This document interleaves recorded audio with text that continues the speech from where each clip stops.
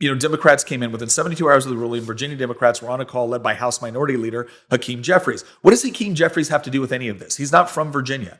He never served in the Virginia legislature. He's never served as a member of Congress from Virginia. He's just the House Minority Leader. So why is Hakeem Jeffries on a call discussing a plan to lower the mandatory minimum age for Virginia Supreme Court justices from 73 to 54?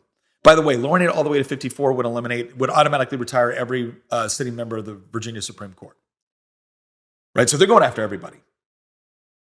Why would he do this? Why would he be on this call? Maybe this has less to do with the will of the people and more to do with the fact that Hakeem Jeffries authorized, I think, somewhere in the neighborhood of $30 million to go from the funds that he controlled in order to help win back Congress and to help his Democrats in difficult seats all over the country.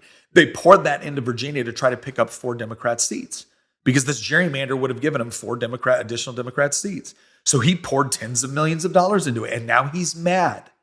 Now he's mad that his money was essentially wasted. I'm willing to bet there's a lot of members of his caucus that are furious with him that he spent tens of millions of dollars of essentially their money to go into this sham gerrymander in Virginia that the court quickly overruled.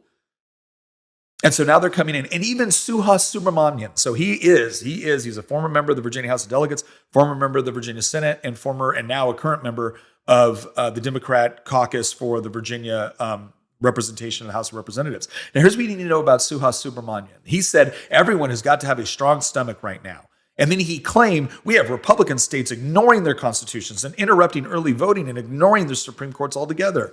We're going to get into whether or not that's true here in a second. But first of all, let's look at this. The reason why I want to point this out is Suhas Subramanian, who is considered a very kind of moderate, kind of nice, friendly guy. He's not on the floor making a bunch of fiery speeches calling everyone racist and sexist. He just doesn't do that sort of thing. He is a moderate kind of milquetoast Democrat. He is arguing for the Virginia General Assembly to essentially reconvene and just retire the entire Virginia Supreme Court as a result of this decision. And the reason why I'm pointing this out is because you need to understand this is mainstream Democrat thought. This is not wild, crazy Redditors in their mom's basement. This is mainstream Democrat thought. We don't like the decision we got from the Virginia Supreme Court. We don't care that it was closely tied with legal precedent, with historical precedent. We don't care about any of that. Because keep in mind, what are Democrats saying over and over and over on the news? Are they saying we think the court got it wrong because they misinterpreted the Constitution? No, they're saying the court overruled the will of the people because after all, we poured $64 million into a referendum, barely won, but that's the will of the people. And so the will of the people is supreme, right? No, it isn't. We don't have mob rule in this country as much as Democrats might want. We don't have mob rule.